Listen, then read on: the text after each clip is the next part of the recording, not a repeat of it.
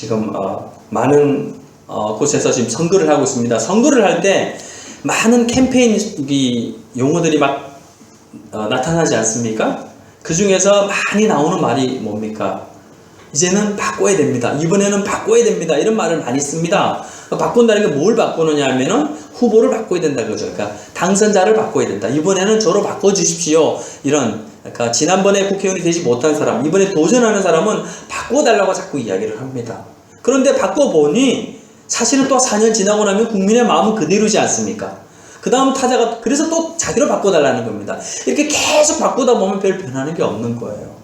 그래서 바꾸는 건 누굴 바꿔야 되느냐? 바로 후보자 자신을 바꿔야 되는 겁니다. 여러분, 내가 나를 바꾸겠습니다 라고 선언하고 나오는 후보들은 별로 없다라는 겁니다. 저 후보를 나로 바꿔주십시오 라고 하는 겁니다. 그러니까 바꿔야 될 사람이 누구냐? 주체가 나라는 것입니다. 오늘 제가 여러분께 그 마음을 갖고 좀 나누고자 하는 겁니다. 여러분, 이대로 만족하십니까? 정말 하나님께서 이대로 여러분을 만족하시는지, 내가 좀 바뀌어야 될 부분은 없는지를 오늘 이 말씀을 통해서 좀 살펴보고자 하는 것입니다. 여러분, 긴장을 좀 풀기 위해서 제가 중국집 이야기를 좀 하려고 합니다. 중국집에 누가 짜장면을 먹으러 갔어요. 그래서 춘장에다가 단무지와 또 뭐죠? 예, 양파를 찍어 먹고 나와서 어우, 짜장면 맛있게 먹었다. 이상한 사람 아니겠습니까? 그죠? 나 오늘 등산 가야지 하고 마트 가가지고 등산복을 맛있게 차려입고는 동네 앞바퀴 쑥 돌고 들어옵니다. 그리고 등산했다고 합니다. 뭔가 이상하지 않습니까? 마찬가지예요. 교회를 열심히 다니고 난 하나님을 믿습니다, 예수님을 믿습니다 이러는데 복음을 잘 몰라요. 그거 이상한 거예요. 춘장 찍어 먹고 온 사람이 짜장면 먹었다고 말하는 건 똑같은 거예요. 교회 열심히 다닌다라고 말하는 것과 복음으로 산다라는 건 다르다라는 거예요. 그래서 제가 이 춘장에 비교한 겁니다. 검정치 춘장이 짜장면입니까? 아니죠, 여러분. 교회 다니는 것과 복음으로 사는 건 다른 거예요. 오늘 이 시간 여러분 안에 그 복음이 살아 역사하길 축복합니다. 그래서 다소 좀 어려움이 있더라도 여러분 집중하셔서 오늘 이 복음을 정말 내 가슴에 품고 살아가겠다, 그런 마음으로 말씀을 드려줬으면 좋겠습니다. 자, 첫 번째 퀴즈를 내고자 합니다. 올해 우리 교회가 가장 많이 외쳐야 될, 선포해야 될 이 주제가 뭡니까? 손을 들고 사랑하게 하라. 예, 우리 김국진 형제님 나오십시오. 예, 빨리 나오십시오. 즉석에서 어제 제가 준비를 했습니다. 박수로. 네, 감사합니다. 여러분, 왜 선물을 준비했느냐? 교회에 대한 사랑과 관심입니다. 목사님께서 1년 동안 우리 교회가 어디를 바라보고 가야 될 것인가? 여러분, 리더가, 선장이 저기다 이렇게 방향을 지시하면 그 배를 탄 모든 이 멤버십들은 그곳을 바라보고 달려가야지 되는 겁니다. 하나님께서 올해 우리 교회에 꽂아주신 깃발이 뭐냐? 살아나게 하라 아닙니까? 복음으로 살아나야 되는 겁니다. 그래서 지금 저기 핀 꽃들처럼, 오늘 사모님의 기도처럼 환하게 우리가 피어나야 됩니다. 복음이 아니고는 우리 영혼을 피울 게 없어요. 아무것도 없습니다. 교회가 하는 게 참 많아요. 쓸모없다라는 게 아니라 그 많은 일들 중에서 여러분의 영혼을 살리게 하는 건 복음밖에 없다라는 겁니다. 죽어있는 영혼을 살리는 것은 복음밖에 없습니다. 그래서 우리 한번 다시 선포할게요. 우리 사랑하게 하라. 복음으로 살아나게 하라. 그렇게 내 영혼에 선포하면서 사는 거예요, 여러분. 오늘 김국진 형제님이 바로 나올 수 있었던 건 저 수시로 봐달라는 거예요. 그리고 생각하고 있다라는 겁니다. 올해 우리 길법교회 가족들은 말씀도 많이 알아야 되지, 머릿속에 이거 하나는 있어야 되는 겁니다. 살아나게 하라. 나도 살고 우리 지체들도 살리고, 그래서 살리는 말, 살리는 언어, 이런 것들이 우리 교회가 오늘 이렇게 가야 되는 거예요. 작년에는 뭐였습니까? 하나님을 알자 했지 않습니까? 하나님을 알자. 우리는 살아나게 하라. 복음으로 오늘 여러분 살아나기를 축복합니다. 그래서 오늘 우리 읽은 본문으로 이제 돌아갈 텐데, 오늘 본문의 배경을 제가 잠깐 설명해 드릴게요. 본문을 짧게 읽었기 때문에 성경을 잘 안 읽어본 분들은 잘 모르실 수가 있어요. 교회는 열심히 다니지만 성경하고는 조금 거리가 있는 분도 있지 않습니까? 사도행전이라는 것은 예수님의 제자들과 그 이후에 예수님을 믿은 사람들이 그 이후에 예수님이 승천하신 이후에 어떻게 신앙생활을 했느냐, 어떻게 복음을 전하면서 살았느냐를 기록해 놓은 게 사도행전입니다. 그게 1장부터 28장까지 있는데, 오늘 우리가 읽은 본문은 맨 마지막에 나옵니다. 이 맨 마지막을 장식한 사람이 그 유명한 사도 바울이라는 분이에요. 바울이 보니까 셋집이라고 나오는데 셋방 맞아요. 셋방인데 사실은 감옥이라고 보면 됩니다. 가택연금 상태니까. 그곳에서 있었던 이야기를 지금 써놓았는데, 그래서 이렇게 쭉 보면서 여기 보면 바울이 복음을 전했다 이렇게 표현하진 않지만 맨 마지막 절에 보면 하나님의 나라를 전파하며 주 예수 그리스도에 관한 모든 것을 담대하게 거침없이 가르쳤더라 이렇게 이야기합니다. 복음이 뭐냐면 하나님의 나라와 바로 예수 그리스도에 관한 모든 것, 이게 복음이거든요. 이것을 가르치면서 바울이 거기서 살았다는 것입니다. 그래서 이 장면을 제가 생각해 볼 때에 사도 바울이 여기까지 갈 때에 그냥 뭐 기차를 타고 가거나 이렇게 걸어서 가거나 그렇게 간 게 아니에요. 열심히 예수 복음을 전하다가 유대인한테 잡혀가지고 죄인의 몸으로서 배를 타고 수개월을 이 죽음의 고비를 거쳐가지고 이 로마에 들어가게 된 것입니다. 그래서 지금 셋집에 군인들이 지키는 거기에 갇혀가지고 있는 상황, 지금 그런 상황이에요. 그런 상황에서 지금 바울이 어떻게 하고 있는지를 누가라는 분이 성경에 써놓은 겁니다. 그게 오늘 우리가 읽었던 본문의 내용입니다. 그러면 여러분 복음이 뭐냐 이거 잠깐만 이야기하고 또 들어갈게요. 복음을 알아야 복음으로 살아야 될 것 아닙니까? 오늘 말씀의 제목이, 오늘 설교의 제목이 뭡니까? 복음으로 사는 인생 아닙니까? 복음으로 살려면 복음을 알아야지 복음으로 살지 않겠습니까? 이것을 자세하게 이야기하려면 지속적으로 우리 길목에 나오셔서 우리 목사님 화요 성경 공부 또 수요일 날에는 복음 강의가 있습니다. 매주에 이렇게 계속적인 말씀을 들어서 깊이 있게 알 수 있고, 오늘은 기본적으로 복음이 뭐냐 아주 간단하게 여러분에게 말씀드리고 넘어가려고 합니다. 복음은 12자입니다. 여기 또 퀴즈가 하나 더 나가겠습니다. 12자인데 뭐냐면 6자는 예수 그리스도, 나머지 6자는 뭘까요? 하신 분 말고 우리 재직들 말고 우리 형제님들 중에 복음이 12자로 그냥 요약됩니다. 예수 그리스도, 그리고 또 6자가 더 있어요. 뭘까요? 네, 김병준 형제님 맞췄습니다. 몸이, 예, 우리 박수로 좀, 예, 세상에. 감사합니다. 이렇게 쉽게 나올 거라고 생각을 못했는데, 여러분, 우리 방금 제가 성경 읽었잖아요.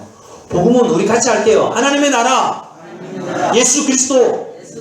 다 잊어버려도 이 12자만 머리에 박아 놓으세요. 복음으로 사는 것은 하나님의 나라를 생각하고 내 가슴에 품고 그리고 그 나라를 사모하고 예수 그리스도를 사랑하고 예수 그리스도를 선포하고 예수 그리스도를 가르쳐주고 예수 그리스도를 공부하고 예수 그리스도를 배우고 하나님의 나라를 공부하고 하나님의 나라를 배우는 거, 그렇게 사는 게 바로 복음으로 사는 거예요. 쉽죠 여러분? 여러분 하나님의 나라 이러면 저 구름 위에 떠있는 그 하나님의 나라, 그 하늘나라, 그것도 하나님의 나라죠. 성경이 말하는 하나님의 나라. 우리 길목에 온 게 얼마나 여러분 복되냐면 이 우리 목사님의 전공이 하나님의 나라 아닙니까? 매 주일마다 강단에서 쏟아집니다. 이 하나님의 나라. 이게 본질이거든요. 복음의 본질은 이거예요. 바로 예수 그리스도를 먹은 하나님의 나라는 뭐냐? 하나님의 나라는 예수님이 선포한 복음이에요. 복음. 예수님이 왜 오셨느냐? 여러분 하나님의 나라 가야 됩니다. 어떻게? 회개하고. 예수님이 그렇게 이야기하신 거예요. 그럼 예수님은 어떤 분이냐? 우리에게 그 하나님의 나라를 들어가는 문인 거예요. 절대적인 문, 유일한 문, 유일한 길. 하나님의 나라를 들어가는 유일한 길이 예수 그리스도라는 겁니다. 그분만이 우리 죄를 대속해 주셨기 때문에 십자가에서 그렇게 연결하시면 되는 거예요. 어떤 방법으로 나눠 들어갈 수 없는 그곳 하나님의 나라. 그런데 예수님께서 그 길을 열어주셨는 거예요. 이리 들어오라고. 그래서 나는 양의 문이다. 양이 들어가야 될 문, 예수 그리스도. 예수 그리스도로 들어가는 하나님의 나라. 이게 복음인 거예요. 이거를 선포하신 거예요.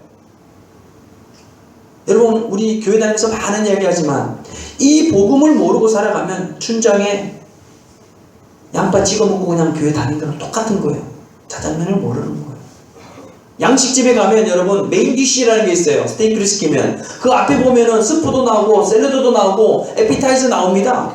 그리고 뒤에는 또 뭐 나옵니까? 밥 먹고 나면 후식 나오죠. 그런 것만 먹고 나간 사람은 오늘 메뉴가 뭔지도 몰라요. 돈가스 먹으러 갔다가 그냥 스프만 먹고 나오는 거예요. 교회 와가지고 이 복음으로 살지 않은 사람은 아무리 우리가 열심히 찬양하고 성경도 열심히 읽고 교회 봉사도 많이 한다 할지라도 내 안에 복음, 나를 하나님의 나라 자녀로 삼으신 예수님의 사랑, 그 주님의 뜨거운 사랑, 그 빛이 나를 비춰서 내가 하나님의 사람이 되지 못한다면, 매일 매순간 살아가면 주님은 생각나지 않고 다른 것, 세상의 염려거리 이런 것만 생각난다면 복음은 우리가 멀리 있는 겁니다. 이게 복음인 거예요, 여러분. 이 복음으로 무장하시고 이렇게 살아가는 거예요. 그럼 사도 바울이 오늘 읽었던 이 상황 속에서 복음으로 사는 인생을 우리 잠깐만 한 번 더 살펴볼게요, 여러분. 사도 바울이 지금 처한 상황이 아까 말씀드렸죠. 감옥에 있는 것입니다. 사실상 셋집에 있는 것입니다, 여러분. 바울 이러면 여러분, 저는 바울을 유명한 우리 기독교의 지도자 뭐 여러 가지 이야기하지만 저는 이 사람을 이렇게 표현합니다. 가난하지만 복음에 부유했던 사람. 자기가 직접 텐트를 만들면서 자기가 생계를 이어나가면서 때로는 성도의 도움을 받으면서 끝까지 복음을 전했던 사람입니다. 여러분, 이 사람이 원래 어떤 사람인 줄 아세요, 여러분? 소위 말해서 굉장히 잘 나갔던 사람이에요, 여러분. 잘 나가던 명문 아빠 힐렐이라는 엄청난 스승의 제자였던 가말리엘 그 밑에 그 라인, 최고의 라인인 겁니다. 우리나라로 말하면 스카이를 넘어서는 유대교 안에서는 그런 학파에서 잘 나갔던 사람이에요. 그런 사람이 지금은 동료들한테 손가락질 당하고 있는 거예요. 왜? 당시에 그 당시에 예수님은 이단같이 취급을 당했거든요. 그렇게 공격하고 그 예수 믿는 사람을 핍박하고 박해하던 그 사람이 지금 그 예수 때문에 감옥에 갇혀가지고 예수 복음을 전하고 있으니 얼마나 동료들에게 손가락질을 당했습니까? 자기의 그 명예로웠던 모든 것들이 변화가 됐던 겁니다. 복음으로 사는 인생은 이렇게 삶이 바뀌는 거예요. 왜 바뀌었습니까? 바울이 예수님을 만났기 때문에 바뀐 거예요. 복음으로 사는 인생 첫 번째. 그러기 위해서 여러분이 예수님을 만나야 되는 겁니다. 예수님을 만나면 바뀌는 거예요. 우리 바뀐 사람 얼마나 많습니까? 제가 요즘 최근에 알게 됐던 한 분, 의사로 잘 나갔던 사람이에요. 제 속에서. 그런데 예수님을 만나고 그 의사 자격증까지 찢어버리고 신학교에서 목사가 되어서 정말 세상에 힘들고 어려운 사람들과 함께 살아가면서 복음을 전하면서 지금도 그분의 입에서는 복음 외에는 없는 거예요. 그렇게 변화되는 게, 그렇게 복음으로 사는 인생, 그 원인이 어디 있느냐? 예수님을 만났기 때문입니다. 우리 길목교회 나오면서 여러분 모두가 예수님 만나길 축복합니다. 예수님만 여러분을 살리게 하는 거예요. 이게 복음으로 사는 인생 첫 번째입니다. 두 번째는 여러분, 바울이 2년 동안 셋집에서 살았다 그래요. 셋방에서 살았는데, 자 여러분, 이 셋방이 로마에 있는 작은 셋방에서 수많은 사람들이 2년 동안 찾아왔어요. 그 사람들을 만나면서 복음을 가르쳤는데 그 복음이 여러분, 물론 바울만 한 건 아니겠지만 로마를 뒤집어 엎은 거예요. 로마가 복음화 되어버리고 로마를 통해서 유럽이 복음화되고 그 유럽을 통해서 복음이 증거되어서 오늘날 전 세계 복음이 확산된 겁니다. 이 어마어마한 복음의 확산의 이 출발이 어디냐? 물론 예루살렘에서 시작했죠. 근데 실제 이방의 복음이 완전히 확산됐던 것이 바로 바울의 셋방이었다는 것입니다. 방 한 칸짜리 그 좁은 곳에서 오늘날 우리는 선교를 하려면 선교 센터를 짓고 큰 교회 건물이 되어서 수많은 선교 헌신자들이 나오고 수많은 선교에 이런 선교사들이 나오고 재정과 물질을 동원해서 이렇게 가야지만 선교한다 생각하지만 그렇지 않은 것입니다. 하나님이 하시면 그 좁은 골방에서도 하나님이 하시는 거예요. 그러니 선교는 하나님이 하시는 거예요. 그래서 우리가 미시오다이 하나님의 선교라고 하는 겁니다. 교회는 그래서 하나님의 교회라고 하는 겁니다. 이것은 목사의 교회도 장로의 교회도 성도의 교회도 아닌 것입니다. 주님의 교회, 하나님의 교회, 우리가 이걸 믿을 때에 하나님이 하시는 거예요. 하나님의 복음을 통해서 우리를 살리시는 겁니다. 우리 길목교회가 딱 이 작은 사이즈 아닙니까? 우리 교회 지하에 있는데 뭘 하겠어? 그게 아니에요. 우리 교회 내 복음이 우리 교회를 움직이면 오늘 찬양했던데 하나님의 나라가 온 땅을 흔드네. 길목교회가 온 땅을 흔들 줄 믿습니다. 그렇게 우리가 복음을 선포하고 나가는 거예요. 우리 자신을 보면 아무것도 볼 게 없습니다. 신앙은 주님을 바라보고 사는 것 아닙니까? 사도 바울이 감옥에 갇혀가지고 이 셋방에서 볼 게 뭐가 있었겠습니까? 꼼짝을 못했는데, 나갈 수가 없는데, 가택연금 상태인데 무려 2년 동안 오는 사람을 다 맞았다고 합니다. 여러분이 지금 삶의 자리가 불편할 수 있습니다. 고시원 그 쪽방 작은 곳에서, 때로는 처마 밑에서, 때로는 빌딩 계단 밑에서 여러분의 삶의 자리가 이 바울이 처한 이 셋방 못지않게 더 힘들고 어려울 수 있습니다. 그러나 그곳에 하나님이 함께 하시면 그곳이 복음의 전초 기지가 될 수 있는 거예요. 여러분 안에 하나님의 사랑이 있다면 여러분 가까운 데 있는 동료들에게 그 마음을 전할 수가 있는 거예요. 마음을 전하는 거예요. 마음을 전할 때 행동이 나타나지 않습니까? 우선 이 안에 사랑하는 마음이 있어야겠죠. 주님을 사랑하는 마음, 하나님의 나를 사랑하는 마음. 그러면 하나님의 마음을 좀 알게 돼요. 하나님이 우리를 보고 계신 그 마음. 그래서 나도 그 마음으로 형제들을 바라보고 가자, 우리 기업교회 가자, 우리 교회에 복음이 있다, 우리 교회 너 산다, 그리고 데리고 오는 거예요. 그게 바로 두 번째 복음으로 사는 인생인 것입니다. 어떤 환경에도 복음에 대한 열정이 환경 때문에 사라지지 않는다라는 거예요. 근데 복음이 정말 내 안에서 확실하게 나를 잡고 있지 않으면 환경 때문에 우리가 이 믿음이 흔들리는 거예요. 먹고 사는 게 어렵기 때문에 자칫하면 우리가 놓칠 수가 있는 거예요. 여러분, 그러나 여러분을 살리는 것은 복음입니다. 하나님이 여러분을 살리는 거예요. 우리 육신이 100년 동안 살아가지 않습니까? 이것을 위해서 우리의 전 존재를 바치는 건 너무나 안타깝지 않습니까? 허무하지 않습니까? 그렇게 이렇게 살려고 해도 살아갈 수가 없는 게 우리의 육신인데 우리는 거기다가 전 존재를 올인을 하는 거예요. 우리가 올인해야 될 곳은 하나님의 나라인데. 여러분, 쉽지 않는 이 말씀인 줄 압니다. 내 코가 석자고 목구멍이 포도청인 상황에서 어떻게 복음으로만 살아갈 수 있느냐. 여러분, 제가 정말 이 환경 어려운 속에서 여러분 못지않게 물질적 어려움에 직면했을 때에 잠깐만 그것을 찾기 위해서 달려갔던 적이 있어요. 물론 하나님이 원하지 않았던 것도 있지만 저도 눈이 멀어서 넘어지고 말았던 거예요. 그래서 그 넘어진 자리에서 살아왔기 때문에 컨테이너 박스에서 고시원에서 길에서 자고왔기 때문에 여러분의 마음을 압니다. 하지만 그곳에서 아무리 내가 나를 연민하고 나를 재촉하고 내가 내 의지를 일어서려고 해도 허무한 뿐이에요. 여러분, 그렇지 않습니까? 그 고독 속에서 여러분 자신을 건져낼 수 있습니까? 절대로 불가능하지 않습니까? 하나님께 부르짖었어요. 그래서 고시원 침대에 누워서 눈물로서 기도할 때에 말도 안 되는 방법으로 하나님이 건져주신 거예요. 여러분에게 다 이야기할 수는 없지만 그렇게 들어간 곳이 컨테이너 박스였습니다. 그 한겨울에 당시 영하 22도였습니다. 바깥의 온도. 그곳에서 불편하지 않았습니다. 몸은 불편했죠. 물론 마음으로는 내 안에 복음이 나를 다시 살렸구나, 그 안도감, 그 발걸음이 지금 저를 여기 서 있게 한 겁니다. 여러분, 제가 상황에 계속 붙들려 있었다면 오늘 안수고 뭐고 없었을 것입니다. 여러분, 지금 여러분 삶의 자리가 힘들고 어렵지만 바울이 처한 감옥 같던 그런 곳이지만 그보다 더 힘들 수도 있지만 그 자리에 앉아서 여러분 복음을 품으시길 축복합니다. 그게 복음으로 사는 인생입니다. 오늘 말씀에 세 번째 하나 주목할 것은 우리 목사님께서 이 말씀을 읽으실 때 힘차게 읽으시는 걸 제가 들었습니다. 오늘 사도 바울이 이 하나님의 나라와 예수 그리스도에 관한 모든 것을 가르칠 때 어떻게 가르쳤습니까? 담대하게 거침없이 이렇게 가르쳤다고, 선포했다고 나와 있습니다. 여러분, 복음은 우리가 결코 부끄러워할 것이 아닙니다. 예수 믿고 사는 게 부끄러운 게 아닙니다. 이 복음은 모든 믿는 자들에게 구원을 주시는 하나님의 능력이라. 아멘. 복음이 나를 살리는 거예요. 누구나 여러분 삶의 위기에 직면합니다.